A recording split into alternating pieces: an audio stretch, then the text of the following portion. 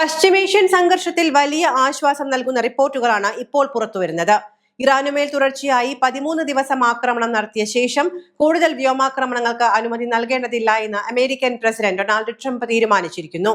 നേരിട്ടുള്ള സൈനിക ഏറ്റുമുട്ടലുകളിൽ നിന്നും മാറി നയതന്ത്ര ചർച്ചകളിലൂടെ പ്രശ്നം പരിഹാരം കണ്ടെത്താനാണ് അമേരിക്കൻ ഭരണകൂടം താൽപര്യപ്പെടുന്നത് എന്നാണ് പറയപ്പെടുന്നത്. വൈറ്റ് ഹൌസും ഇറാനും തമ്മിൽ നിലവിൽ ചില നിർണായക ചർച്ചകൾ പുരോഗമിക്കുന്നതായി റിപ്പോർട്ടുകളുണ്ട്. തന്ത്രപ്രധാന ഹോർമൂസ് കടലിടുക്കിലെ ഗതാഗതം സുഗമമാക്കാനും മേഖലയിലെ പിരിമുറുക്കം കുറയ്ക്കുന്നതിനും ലക്ഷ്യമിട്ട് ഒമാന്റെ മധ്യസ്ഥതയിലാണ് ടെഹ്റാനിൽ ചർച്ചകൾ നടക്കുന്നത്. ഈ ആഴ്ച തന്നെ ഇരു രാജ്യങ്ങളും തമ്മിൽ ഒരു ധാരണയിലെത്താൻ സാധ്യതയുണ്ട് എന്നാണ് പുറത്തുവരുന്ന വിവരങ്ങൾ. ഇതിനിടെ ഇറാനെ ആക്രമിക്കാൻ പദ്ധതിയിട്ടിരുന്ന ഇസ്രായേലിനെ അമേരിക്ക ഇടപെട്ട് പിന്തിരിപ്പിച്ചു എന്ന റിപ്പോർട്ടുകളും പുറത്തുവരുന്നുണ്ട്. അടുത്തയാഴ്ച ഇസ്രായേൽ പ്രധാനമന്ത്രി ബെഞ്ചമിൻ നെതന്യാഹുവിന്റെ അമേരിക്കൻ സന്ദർശനം നടത്താനിരിക്കെയാണ് ഇസ്രായേലിന്റെ ഭാഗത്തു നിന്നുള്ള ആക്രമണ നീക്കം. വൈറ്റ് ഹൌസിൽ മാധ്യമപ്രവർത്തകരുടെ ചോദ്യങ്ങൾക്ക് മറുപടി നൽകവേ ട്രംപ് തന്നെ ഇക്കാര്യങ്ങൾ ഔദ്യോഗികമായി സ്ഥിരീകരിക്കുകയായിരുന്നു. നിലവിൽ ആക്രമണങ്ങൾ നിർത്തിവെച്ചിരിക്കുകയാണ് എന്നും കഴിഞ്ഞ 2 ദിവസങ്ങളിലായി അനിഷ്ട സംഭവങ്ങളൊന്നും റിപ്പോർട്ട് ചെയ്തിട്ടില്ല എന്നും ട്രംപ് വ്യക്തമാക്കുന്നുണ്ട്. മുൻപ് ഒരു ധാരണാപത്രം ഒപ്പിടുകയും ചർച്ചകൾ നല്ല രീതിയിൽ പുരോഗമിക്കുകയും ചെയ്ത ശേഷമാണ് അപ്രതീക്ഷിതമായി അമേരിക്ക വീണ്ടും ഇറാനുമേൽ ആക്രമണം ആരംഭിച്ചതും തുടർന്ന് ഇറാന്റെ തിരിച്ചടികൾ ഏറ്റുവാങ്ങേണ്ടി വന്നതും. ഇപ്പോൾ വീണ്ടും നയതന്ത്ര ചർച്ചകളിലേക്ക് വഴി തുറന്നതും ഇസ്രായേലിന്റെ ഏകപക്ഷീയമായ ആക്രമണ നീക്കങ്ങളെ അമേരിക്ക തടഞ്ഞതും പശ്ചിമേഷ്യൻ മേഖലയിൽ വലിയ തോതിലുള്ള ആശ്വാസമാണ് സൃഷ്ടിക്കുന്നത്. ഗൾഫ് രാജ്യങ്ങൾക്കെതിരായ ആക്രമണം താൽക്കാലികമായി നിർത്തിവെച്ചതായി ഇറാനും അറിയിക്കുന്നുണ്ട്. കഴിഞ്ഞ 3 ദിവസമായി ഇറാനെതിരെ അമേരിക്ക സൈനിക നീക്കങ്ങൾ നടത്തിയിരുന്നില്ല. ഇതോടെയാണ് ഗൾഫ് മേഖലയിലേക്കുള്ള പ്രത്യാക്രമണങ്ങൾ നിർത്തിവെക്കാൻ ഇറാന് സാധിച്ചത്. എന്നാൽ തങ്ങൾക്കു നേരെ വീണ്ടും ആക്രമണം ഉണ്ടാവുകയാണ് എങ്കിൽ ശക്തമായ ഭാഷയിൽ തിരിച്ചടിക്കുമെന്നും തിരിച്ചടി വ്യാപിപ്പിക്കുമെന്നും ഇറാൻ മുന്നറിയിപ്പ് നൽകിയിട്ടുണ്ട്. ഇറാനെതിരായ സൈനിക നടപടികൾ താൽക്കാലികമായി നിർത്തിവെക്കാൻ അമേരിക്കൻ പ്രസിഡന്റ് ഡൊണാൾഡ് ട്രംപ് സൈന്യത്തിന് നേരത്തെ നിർദ്ദേശം നൽകിയിരുന്നു. സാധാരണഗതിയിൽ അമേരിക്കൻ ആക്രമണം ഉണ്ടാകുമ്പോഴാണ് ഗൾഫ് രാജ്യങ്ങളിലേക്ക് ഇറാന്റെ ഭാഗത്തു നിന്നും പ്രത്യാക്രമണങ്ങൾ ഉണ്ടാകാറുള്ളത്. കഴിഞ്ഞ ദിവസങ്ങളിൽ കുവൈറ്റിലേക്കും ബഹ്റൈനിലേക്കും പതിവായി ആക്രമണങ്ങൾ റിപ്പോർട്ട് ചെയ്തിരുന്ന സ്ഥാനത്ത് കഴിഞ്ഞ 2 ദിവസങ്ങളായി ഇത്തരം ഭീഷണികളൊന്നുമില്ല എന്നത് ഗൾഫ് മേഖലയ്ക്ക് വലിയ ആശ്വാസമാണ് പകരുന്നത്.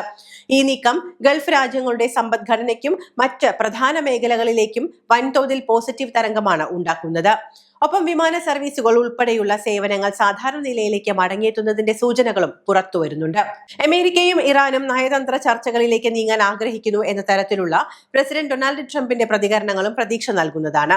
ഇതിനിടെ തന്ത്രപ്രധാന ഹോർമൂസ് കടലിടുക്കുമായി ബന്ധപ്പെട്ട് കൃത്യമായ സമാധാന ഫോർമുല രൂപീകരിക്കാനുള്ള ശ്രമങ്ങളുമായി ഒമാൻ പ്രതിനിധി സംഘം നിലവിൽ ഇറാനിലുണ്ട്. ഈ ചർച്ചകൾ അടിയന്തരമായി ഫലം കാണണമെന്നും ഇരു വിഭാഗങ്ങളും തമ്മിൽ ഉടൻ തന്നെ ഒരു സമാധാന കരാറിലേക്ക് എത്തുമെന്നുമാണ് ലോകം ഒന്നാകെ പ്രതീക്ഷിക്കുന്നത്.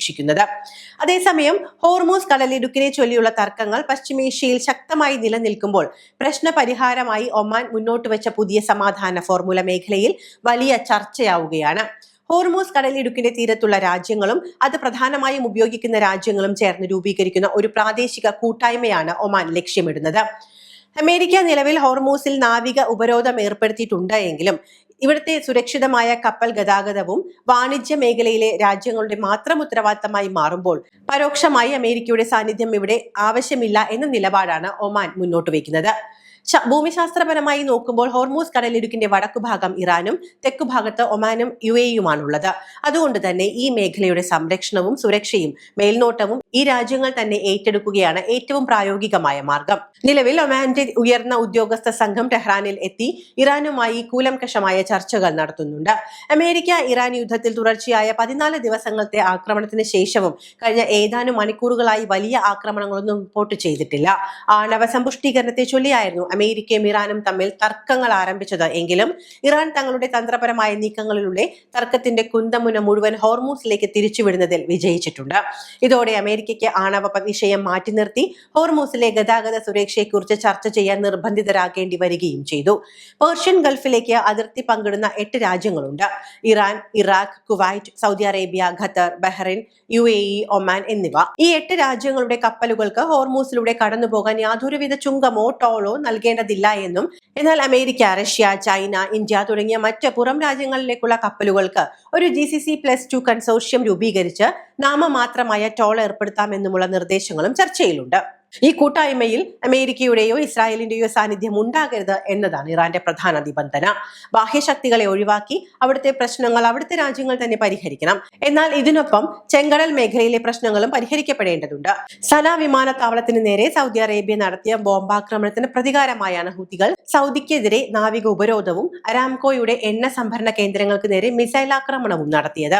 അതുകൊണ്ട് തന്നെ ഹോർമൂസ് കടലിടുക്കിനെയും ബാബർ മന്ദബിലുള്ള ചെങ്കടൽ പാതയെയും ഒരുമിച്ച് ചേർത്തുകൊണ്ട് യമനെയും ഹൂതിയെയും കൂടി വിശ്വാസത്തിലെടുത്തുകൊണ്ടുള്ള ഒരു സമഗ്ര അറേബ്യൻ പെനിൻസുലർ ട്രീറ്റി യാഥാർത്ഥ്യമാക്കുക മാത്രമാണ് ഏക പരിഹാരം. മേഖലയിലെ രാജ്യങ്ങൾ പരസ്പരം ധാരണയിലെത്തുകയും സമാധാനം പുനഃസ്ഥാപിക്കപ്പെടുകയും ചെയ്താൽ അമേരിക്കയ്ക്ക് ദീർഘകാലത്തേക്ക് അവിടെ സൈനിക താവളങ്ങൾ നിലനിർത്താൻ ആവില്ല.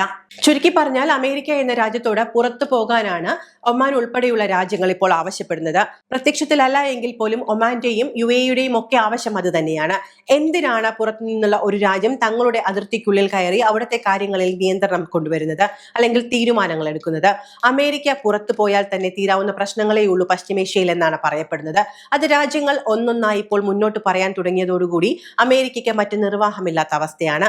ചുരുക്കി പറഞ്ഞാൽ ഈ 13 ദിവസത്തെ യുദ്ധത്തിന് ശേഷം അല്ലെങ്കിൽ ഒരു ആക്രമണത്തിന് ശേഷം അമേരിക്ക യുദ്ധം അവസാനിപ്പിക്കാൻ അല്ലെങ്കിൽ ഒരു താൽക്കാലിക വിരാമത്തിന് തീരുമാനമെടുത്തിട്ടുണ്ട് എങ്കിൽ അതിന് പിന്നിലെ കാരണവും ഇറങ്ങിപ്പോകൂ എന്ന് അമേരിക്കയോട് പറയാതെ പറയുന്ന ഈ തീരുമാനം തന്നെയാണ്. ചുരുക്കത്തിൽ ആണവ പരീക്ഷണങ്ങളിൽ തുടങ്ങിയ അമേരിക്കയുടെ ചർച്ച എത്തി നിൽക്കുന്നത് ഹോർമൂസിലാണ്.